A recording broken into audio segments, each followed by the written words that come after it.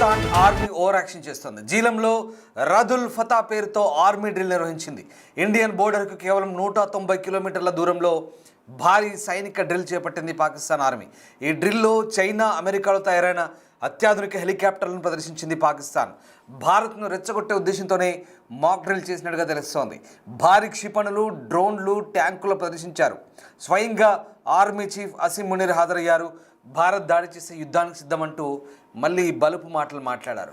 పాకిస్తాన్ భారత్ బోర్డర్లో ఇప్పటికే హైటెన్షన్ కొనసాగుతుంది.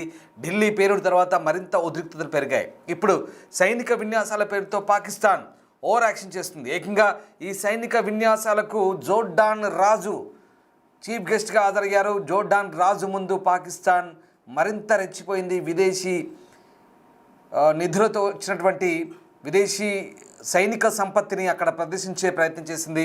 మొత్తం మీద విదేశాల నుంచి కొనుగోలు చేసిన సైనిక సంపత్తిని ప్రదర్శించడం ద్వారా జోర్డాన్ రాజు ముందు తాము బలస్థులమని నిరూపించుకునే ప్రయత్నం చేసింది పాకిస్తాన్. భారతదేశంలో ఉద్రిక్తతల మధ్య పాకిస్తాన్ జీలంలో రదుల్ ఫతా సైనిక విన్యాసాలు నిర్వహించింది. దీనికి జోర్డాన్ రాజు అబ్దుల్లా II హాజరయ్యారు. ఇక ఈ విన్యాసంలో క్షిపణులు, ట్యాంకులు, డ్రోన్లు అలాగే హెలికాప్టర్లు ప్రదర్శించబడ్డాయి. దానికి సంబంధించిన దృశ్యాలు ప్రస్తుతం మనం చూస్తాను. ఇదంతా కూడా కేవలం భారత సరిహద్దుకు 190 కిలోమీటర్ల దూరంలోనే. ఇదంతా కూడా జీలం నది పరివాహక ప్రాంతంలో జీలం జిల్లాలో జరిగిన సైనిక విన్యాసాలు ఇవి. భారతదేశంతో పెరుగుతున్న ఉద్రిక్తతల మధ్య పాకిస్తాన్ ఆదివారం నాడు పంజాబ్ ప్రావిన్స్లోని జీలం జిల్లాలోని టిల్ ఆఫ్ ఫైటింగ్ రేంజ్లో రాద్ ఉల్ ఫతా అని ప్రధాన సైనిక విన్యాసాలు నిర్వహించింది. ఈ విన్యాసం భారత సరిహద్దు నుంచి కేవలం 190 కిలోమీటర్ల దూరంలోనే జరిగింది. పాకిస్తాన్ సైన్యం యొక్క 1వ కార్ప్స్, ఏవియేషన్ కార్ప్స్, 2వ ఆర్టిలరీ డివిజన్ అలాగే 6వ ఆర్మర్డ్ డివిజన్ యూనిట్లు ఈ విన్యాసాల్లో పాల్గొన్నాయి. ఈ డ్రిల్ సమయంలో 2వ ఆర్టిలరీ డివిజన్ ఫతా 1 అలాగే ఫతా 2 క్షిపణి వ్యవస్థను ప్రదర్శించింది. అలాగే SH-15 ఆర్టిలరీ తుపాకులను ప్రయోగించింది. ఈ ఫతా 1, ఫతా 2 అనేది చైనా సహాయంతో తయారు చేసిన క్షిపణులుగా చెప్తారు. ఇక పాకిస్తాన్ ఏవియేషన్ వింగ్ యొక్క రేవాలి స్క్వాడ్, కోబ్రా అలాగే Z-10ME దాడి హెలికాప్టర్ల నుంచి ప్రత్యక్ష కాల్పులు జరపడం ద్వారా తన సామర్థ్యాలను ప్రదర్శించుకుంది. మొత్తం మీద జోర్డాన్ రాజు ముందైతే బల ప్రదర్శన చేశారు, మేకపోతు గాంభీర్యాన్ని ప్రదర్శించారు. జోర్డాన్ రాజు అబ్దుల్లా II, పాకిస్తాన్ ప్రధానమంత్రి షవాజ్ Sharif, army chief field marshal Asim Munir ఈ సైనిక విన్యాసాల్లో పాల్గొన్నారు. అదిగో దానికి సంబంధించిన దృశ్యాలు ప్రస్తుతం మనం చూస్తూ ఉన్నాం. ఇక ఈ జోర్డాన్ రాజును ఆకట్టుకోవడానికి పాకిస్తాన్ JF-17 ఫైటర్ జెట్ విమానాలను కూడా నిర్వహించింది. అలాగే 6వ డివిజన్ తన 6 MBT హైడర్ ట్యాంకులను కూడా ప్రయోగించింది. పాకిస్తాన్ ఆత్మాహుతి డ్రోన్లను అలాగే చైనా సహాయంతో అభివృద్ధి చేసిన 7-10 ఇంచెస్ అంటే 7 అలాగే 10 అంగుళాల FPV డ్రోన్లను కూడా పరీక్షించినట్టుగా తెలుస్తోంది. 10 కిలోమీటర్ల పరిధి కలిగిన సాయుధ క్వాడ్ కాప్టర్ ప్రదర్శన కూడా నిర్వహించారు. NRTC national radio and telecommunications corporation అధిపతి బ్రిగేడియర్ అమ్జద్ షబీర్ పాకిస్తాన్ అభివృద్ధి చేసిన అసాల్ట్ రైఫిల్తో కూడిన క్వాడ్ కాప్టర్ను జోర్డాన్ రాజుకు ప్రదర్శించారు. ఈ డ్రోన్ 10 కిలోమీటర్ల పరిధిని కలిగి ఉంది. అలాగే ఎత్తు 3 కిలోమీటర్ల వరకు కూడా ఎగురుతున్నట్టుగా చెప్తున్నారు. సో మొత్తం మీద జోర్డాన్ రాజుకు ముందు గొప్పలు చెప్పుకునేందుకు ప్రయత్నించింది పాకిస్తాన్ ఆర్మీ. చూడండి ఆ దృశ్యాలు మనం చూస్తూ ఉన్నాం. జోర్డాన్ రాజు అబ్దుల్లా IIతో పాకిస్తాన్ ప్రధాని షబాజ్ షరీఫ్ సోగ్గాడ్లా తయారై సూటు బూటు వేసుకొని అద్దాలు పెట్టుకొని జోర్డాన్ రాజుతో కరచాలనం చేస్తున్న దృశ్యాలు. కానీ ఈ షబాజ్ షరీఫ్ మాట్లాడే మాటలు ఎంత మాత్రం విలువ ఉండవు, అక్కడ లెక్క చేయరు ఆ దేశ ప్రజలు కూడా. అలాగే ఈయన ఒక జోకర్ మాదిరిగా, బఫూన్ మాదిరిగా ప్రపంచ దేశాల ముందు ఏ రకంగా ట్రోల్ అవుతారో అందరికీ తెలిసింది. ఇదిగో ఈ దృశ్యం ఇందాక నేను చెప్పిన కామెంట్ అది. జోర్డాన్ రాజుతో షబాజ్ షరీఫ్ అంటే పాకిస్తాన్ అన్నీ బిల్డప్లని అర్థమవుతున్నాయి. పాకిస్తాన్లన్నీ కూడా ఇటు జోర్డాన్ ముందు అటు టర్కీ ముందు చేతులు చాపి కాళ్ళు మొక్కి వాళ్ళతో సయోధ్యకు వెళ్తూ తమను కాపాడమంటూ ఒక రకంగా శరణు జొచ్చుతున్న పరిస్థితి. ఇవన్నీ కూడా అయితే ఎక్కడా జోర్డాన్ మనకు వ్యతిరేకంగా మాట్లాడలేదు. కానీ జోర్డాన్ రాజును ఈ సైనిక విన్యాసాలకు అతిథిగా పిలవడం అయితే ఒక రకంగా పాకిస్తాన్ ఇక్కడ గొప్పలు చెప్పుకునేందుకని అర్థమవుతుంది. ఇక ఈ ఎక్సర్సైజ్ తర్వాత ఫీల్డ్ మార్షల్ అసీం మునీర్ జర్నలిస్టులకు ఆఫ్ ది రికార్డ్ బ్రీఫింగ్ కూడా ఇచ్చినట్టు తెలుస్తుంది. మూలాల ప్రకారం అతను భారతదేశం గురించి పదునైన వ్యాఖ్యలు చేసినట్టుగా సమాచారం.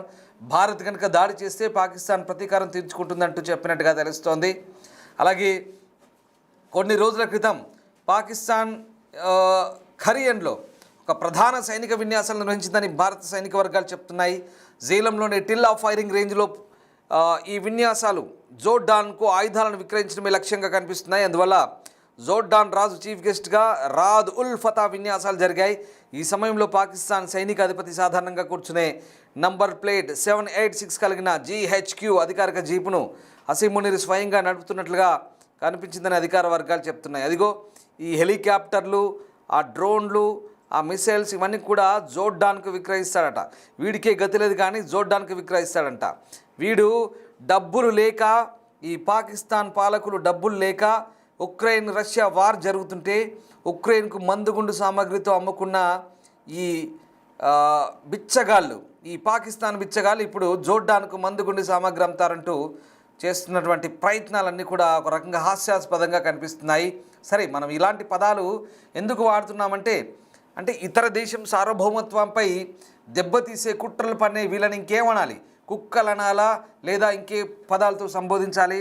వీళ్ళు చేసే వ్యవహారాలతో వీళ్ళని నిజంగా ఎన్ని మాటలన్నా, ఎంత తక్కువ చేసి మాట్లాడినా తక్కువ. ఎందుకంటే భారత సార్వభౌమత్వంపై దాడి చేసే వీళ్ళు నిజంగా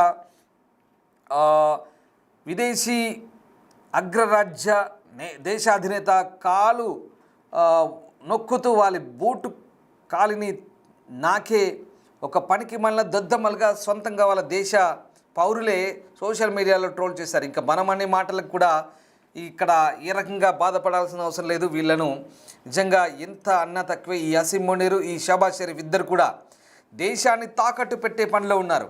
అందులో భాగంగానే వీళ్ళు ఆడే డ్రామాలు, వీళ్ళు ఆడే బఫూన్ జోకర్ వేషాలన్నీ కూడా ఈ రకంగా ప్రపంచ దేశాల ముందు తేడతెల్లమవుతున్నాయి.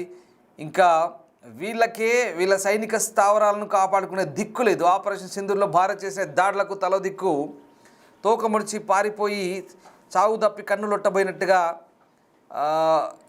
చతికిలబడ్డ వీళ్ళు ఇప్పుడు జోర్డాన్కు యుద్ధ సామాగ్రి అమ్మేందుకు ఈ సైనిక విన్యాసాలను ప్రదర్శిస్తూ అక్కడ ఆ జోర్డాన్ రాజు ముందు గొప్పలు చెప్పుకున్న దృశ్యాలు చూస్తుంటే నిజంగా నవ్విపోదురుగాక నాకేటి సిగ్గు అన్నట్టుగా ఉంది. కొన్ని పేలుడు పదార్థాలను అక్కడక్కడ పేల్చడం ద్వారా అదేదో భారీ ఆయుధ సంపత్తిని కలిగి ఉన్నాం, లేదా భారీగా యుద్ధ సామాగ్రిని, అధునాతన టెక్నాలజీని తాము కలిగి ఉన్నామన్నట్టుగా ఇదే పాకిస్తాన్ పంజాబ్ ప్రావిన్స్లోని జీలం జిల్లాలో జరిగింది. ఈ సైనిక విన్యాసాలు కేవలం ఇది మన సరిహద్దుకు 190 కిలోమీటర్ల దూరంలో ఉంటుంది. జోర్డాన్ అలాగే అజర్బైజాన్ ఈ రెండు దేశాల ప్రతినిధి బృందాల కోసం ఇక్కడ VT4, SH-15, M109 అలాగే ఇతర సాయుధ వాహనాలు ప్రదర్శించే రాదుల్ ఫతా సంబంధించిన ఫుటేజ్ మనం చూస్తున్నాం. డిస్టర్బింగ్ కంటెంట్ ఇది బిగ్ టీవీ స్క్రీన్పై. ఇక ఈ ఫుటేజ్ని మీకు అంతర్జాతీయ కొన్ని సోషల్ మీడియా ద్వారా మీకు అందించడం జరుగుతుంది. పాకిస్తాన్ సంబంధించినటువంటి కొన్ని వార్తా సంస్థలు కూడా ఇవి అంతర్జాతీయంగా ప్రసారం చేసుకున్నాయి. సో ఆ రకంగా ప్రస్తుతం పాకిస్తాన్ గొప్పలకు పోతోంది. సైనిక విన్యాసాలను ప్రదర్శించడం ద్వారా పాకిస్తాన్ ఆయా దేశాల ముందు తాము గొప్ప వాళ్ళమని చెప్పుకునే ప్రయత్నాలు అయితే చేస్తోంది. ఇక జోర్డాన్ రాజును ఆకట్టుకోవడానికి ఇవన్నీ కూడా నిర్వహించడం తెలుస్తుంది. సరే, ఇవన్నీ ఒక ఎత్తు అయితే ఇక్కడ పాకిస్తాన్ ఆర్మీ చీఫ్ చెప్తున్న మాటలు ఎలా ఉన్నాయంటే ఆఫ్ ది రికార్డులో జర్నలిస్టులతో భారత్ కనుక ఎప్పుడైనా యుద్ధం చేయడానికి వస్తే మేము కూడా రెడీ అన్నట్టుగా చెప్తున్నారు. అంటే దీన్ని బట్టి చాలా క్లియర్గా పాకిస్తాన్ సంబంధించినటువంటి పాలకులు భయపడుతున్నారని మనకు అర్థమవుతుంది. ఒక రకంగా చెప్పాలంటే భారత సైన్యం ముందు వీళ్ళంతా కూడా పూర్తిగా చేష్టలు ఉడిగి చూస్తున్న పరిస్థితి కనబడుతుంది. ఆపరేషన్ సింధూర్లో అది పూర్తిగా మనకు ప్రూవ్ అయిపోయింది. ఎందుకంటే ఇప్పుడు మొన్న జరిగిన ఢిల్లీ ఉగ్రదాడి తర్వాత ఇది మళ్ళీ ఉగ్రచర్యగా భావించాం. మళ్ళీ అలాగే ఆ ఆధారాలు పూర్తిగా లభ్యమైన తర్వాత ఖచ్చితంగా సరైన రెస్పాన్స్, రియాక్షన్ ఉంటుందని మనం ఎప్పుడైతే అనుకుంటున్నాం, వాళ్ళు కూడా అప్పటికే వాళ్ళ వెన్నులో వణుకు పుడుతుంది. ఖచ్చితంగా మళ్ళీ భారత్ ఎప్పుడు ఏ క్షణం ఎటువైపు నుంచి దాడి చేస్తుందో తెలియని పరిస్థితి. కాబట్టి మేకపోతు గాంభీర్యాన్ని ప్రదర్శిస్తున్నారు. ఎక్కడైతే మనం మొన్న త్రిశూలు ఇలాంటి సైనిక విన్యాసాలు చేశామో ఆ విన్యాసాల కంటే ఇక్కడ మనం జైసల్మేర్లో చేసిన విన్యాసాలకు ధీటుగా చేస్తున్నామన్నట్టుగా అక్కడ వీళ్ళు ప్రదర్శించే ప్రయత్నం చేస్తున్నారు. అంతేకాదు జోర్డాన్ రాజు అబ్దుల్లా అజర్బైజాన్ సైనిక ప్రతినిధి వీళ్ళ ముందు చూడండి అవి చూడండి ఆ రకంగా వాళ్ళు ఎక్కడ సరే వీళ్ళనేం తక్కువ అంచనా వేయలేం, మన శత్రువులను తక్కువ అంచనా వేయడానికి ఏం లేదు. వాళ్ళ దగ్గర కూడా ఫతా క్షిపణులు ఉన్నాయి, JF-17 ఉన్నాయి. కానీ ఎక్కడ భారత్ లాగా మనం ఆత్మనిర్భర్ భారత్ పేరుతో మనం సొంతంగా తయారు చేసుకున్న క్షిపణులు మన టెక్నాలజీ ముందు వీళ్ళంతా కూడా దిగదుడిపే. ఒక రకంగా చెప్పాలంటే సరే శత్రువుని మళ్ళీ చెప్తాను, శత్రువుని ఎప్పుడు ఎక్కడ తక్కువ అంచనా వేయలేం. కానీ వీళ్ళు చైనా అమెరికా తయారీ ఈ వ్యవస్థలను వాళ్ళకి చూపించి వాళ్ళకు అమ్ముదామని ప్రయత్నం చేస్తున్నారు. ఇది మరింత విచిత్రంగా ఉంది. అలాగే పాకిస్తాన్లో తయారు చేసిన చిన్నపాటి రేంజ్ కలిగిన డ్రోన్లను అక్కడ NRC అని చెప్పాను ఇందాక, ఆ టెలికమ్యూనికేషన్ వ్యవస్థ సంబంధించినటువంటి ఒక వ్యవస్థ ఏదైతే ఉందో వాళ్ళు తయారు చేసిన చిన్నపాటి ఆయుధ సంపత్తిని వాళ్ళకి విక్రయిద్దామని ప్రయత్నిస్తున్నారు. సో ఆ రకంగా వీళ్ళ ఆర్థిక పరిస్థితి బాగాలేక వీళ్ళ మందుగుండి ఆర్టిలరీ సామగ్రితో సహా ఉక్రెయిన్ వాడికి అమ్ముకున్న చరిత్ర వీళ్ళది. వీళ్ళ దగ్గర అలాంటి పరిస్థితులు ఉన్నాయి. ఇప్పుడు వీళ్ళే మందుగుండి సామాగ్రిని ఇతరులకు అమ్ముతారంట. ఇది విచిత్రంగా ఉంది. సరే ఏదేమైనా వీళ్ళు చేసిన విన్యాసాలు ఒక రకంగా భారత్కు మేము కూడా తక్కువేం కాదు అని చెప్పే ప్రయత్నాల్లో భాగంగానే ఇక్కడ ఏదో మేకపోతు గాంభీర్యాన్ని ప్రదర్శిస్తున్నట్టుగా ఉంది. సో మొత్తం మీద ఇవాళ మన ఆర్మీ చీఫ్ జనరల్ ద్వివేది చెప్పిన మాటలు బట్టి ఖచ్చితంగా మరొకసారి ఖచ్చితమైన చర్యలు ఉంటాయని చెప్తున్న పరిస్థితి కనబడుతోంది. దీంతో మేకపోతు గాంభీర్యాన్ని ప్రదర్శిస్తున్నారు. మళ్ళీ అదే మాట అంటున్నాను, ఎందుకంటే బయటికి లోపల వాళ్ళకు భయంగా ఉంది, బయటికి మాత్రం ఏదో అలా ప్రదర్శిస్తున్నారు. భారత్ ఎప్పుడు దాడి చేసినా తాము ఎదుర్కొనేందుకు సిద్ధంగా ఉన్నామని చెప్తున్నారు. కానీ ఈసారి భారత్ కనుక దాడి చేస్తే పూర్తి స్థాయి సమాధానమే ఉంటుందనేది మాత్రం చాలా క్లియర్. మొత్తం మీద పాకిస్తాన్ ఇంకా బలుపు మాటలు మాట్లాడుతోంది. పాకిస్తాన్ చేష్టలు కూడా అలాగే ఉన్నాయి. ఒక్కసారి పాకిస్తాన్ చేస్తున్నటువంటి ఈ సైనిక సామర్థ్యం గురించి మీ అభిప్రాయం ఏంటి? పాకిస్తాన్ శక్తి సామర్థ్యాలు జోర్డాన్ కానీ అజర్బైజాన్ కానీ నిజంగా నమ్ముతున్నాయా? వీళ్ళందరూ కూడా పాకిస్తాన్ను సైనిక విన్యాసాల పరంగా ఒక గొప్ప దేశంగా భావిస్తున్నారా? ఏమనుకుంటున్నారో ఒకసారి కామెంట్ చేయండి. అలాగే యుద్ధం కనుక వస్తే భారత్ పాకిస్తాన్ మధ్య ఈసారి పూర్తిస్థాయి యుద్ధం జరగబోతుందా? ఎలా ఉండబోతుంది? వాస్తవానికి ఒకవేళ భారత్ కనుక వీళ్ళకు సమాధానం చెప్పాలనుకుంటే కనుక ఎలాంటి సిచ్యువేషన్ ఉంటుందనేది ఒకసారి కామెంట్ చేయండి. Thank you.